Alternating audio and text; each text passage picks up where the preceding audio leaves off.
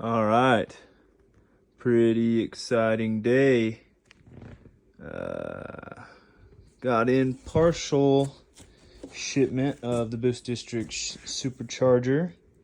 So I did get the number 2 upgrade, where it's a direct bolt-on, and it is nice. It's like about 3 inches thick or so. Looks like a solid piece. Did get the 2.5 or 2.55 Grip Tech upper pulley, and yeah, she is way heavier than I thought she'd be, but pretty excited. Just gotta wait for the next piece to show up.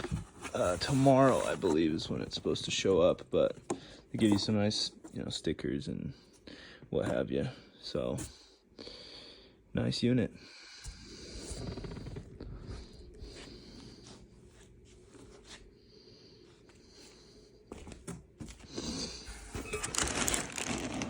Yeah, not too shabby at all.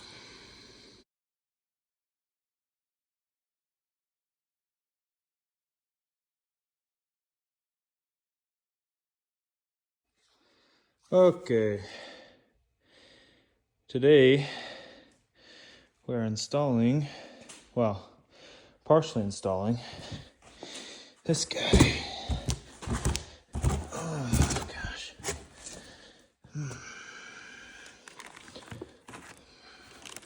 Shout out to Boost District for the kit. Hooking me up with a nice 2.55 pulley from Grip Tech.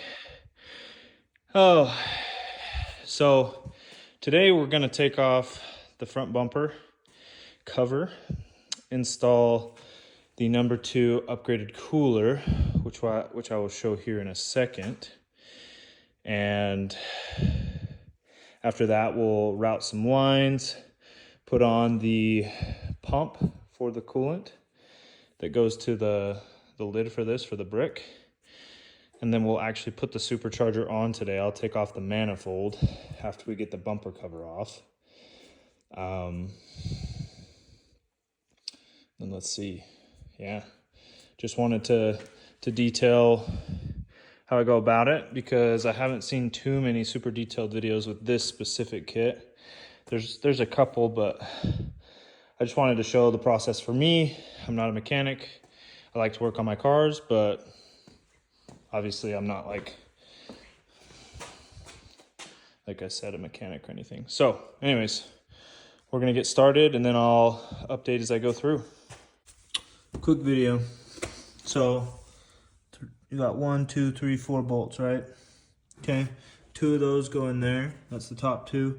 That bottom one or middle one goes right up there. Okay. There's also one behind that went in there. Okay, so that's your 4, and that's that one that I just took out. Went right behind this guy right there. Okay, so front bumper cover is off, along with the crash bar, as you can see. Not too bad. There's plenty of videos on it. Just got to remove the inner wheel liner, take out several bolts, and disconnect this. There's only one thing you have to disconnect, and it's this guy. So disconnect this piece, and then you'll have your bumper cover off and ready to go. All right, just giving a little update. Manifold's off. Not too difficult or anything over the top. I did remove the crash bar already and the air dam. Don't know if I already detailed that. Got my pops here with me. Appreciate you, pops. And right now we've got this drained. So we've drained the radiator completely, taken off the associated lines, as well as this guy. And what we're gonna do is pop out this fan. And I think the next big thing we're gonna try to tackle is pinning the crank. So we'll move on to that point, and then after that we'll take off the coil packs. So just want to do a little update on how things are going. She's under the knife. Obviously the fuel line got disconnected. I did take the battery terminal and disconnect that as well, just so we didn't have any issues we ran into. And yeah, so far it's, you know, pretty straightforward, nothing crazy difficult. It's just piecing it together. So I'm trying to think if there's anything. Oh, I'm having a hard time getting this line off. If you can see that, it's where it connects. But I guess maybe I'll reuse it. We'll see. And then I'm gonna take video of all the different screws and things I have. Boom, boom, boom. Okay. There's those. Okay. We didn't screw up. I think everything's good. Let's check this crank pinning job down here. You may want to describe what you had to do. See, there it is. It is pinned.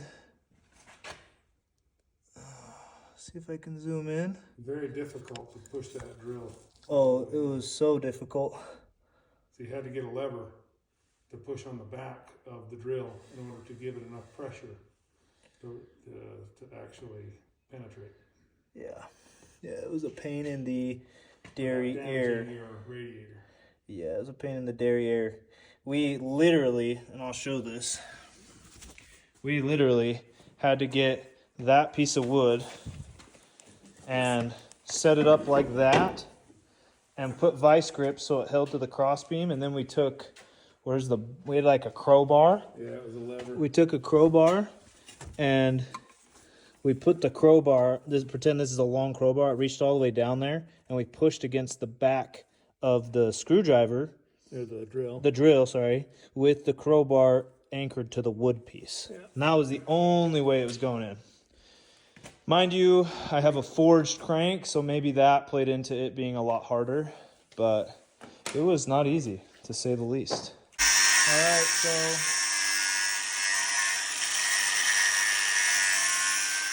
cutting down the notch on the back of the blower.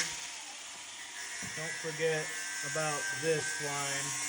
This line went here. That's just a note for myself. We just barely uncovered these. Pin the crank. I think I'm gonna take that plastic in the back off. It's recommended. And then I can't remember if I need to take off my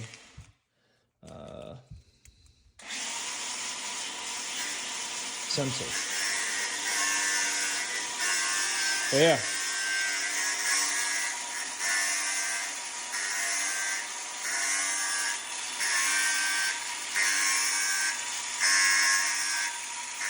Coming along.